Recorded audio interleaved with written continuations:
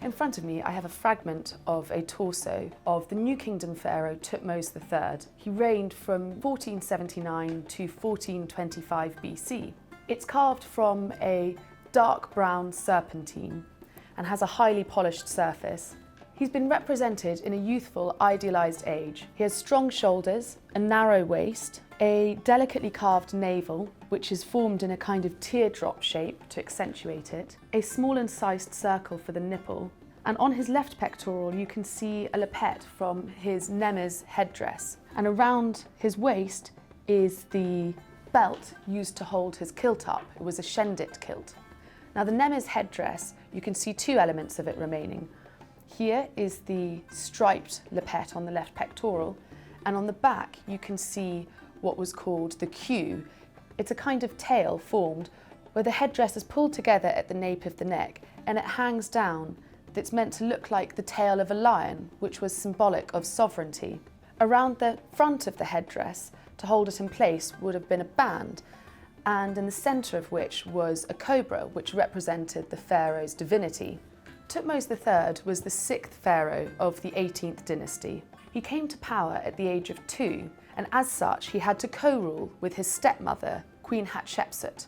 They ruled together until she died when he was 24 years old, at which point he took over sole rule of Egypt. Thutmose underwent a campaign of damnatio memoriae and tried to remove her name and image from all of the temples that she had built and reassigning them to Thutmose I or Thutmose II. Thutmose III is widely regarded as one of, if not the greatest Egyptian pharaohs.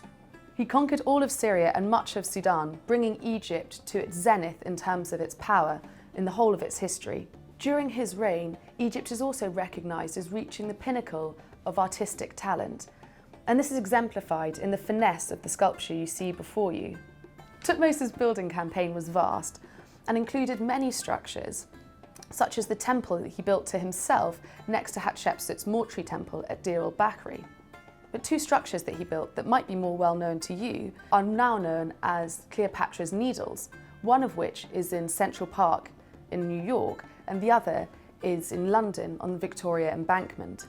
Now, how do we know that this is Thutmose III? The reasons are twofold. Firstly, because he's wearing the headdress, which is indicative of royalty, and secondly, because the name is set within a cartouche. On this side, you can see a scarab beetle, and beside it is a Senate board.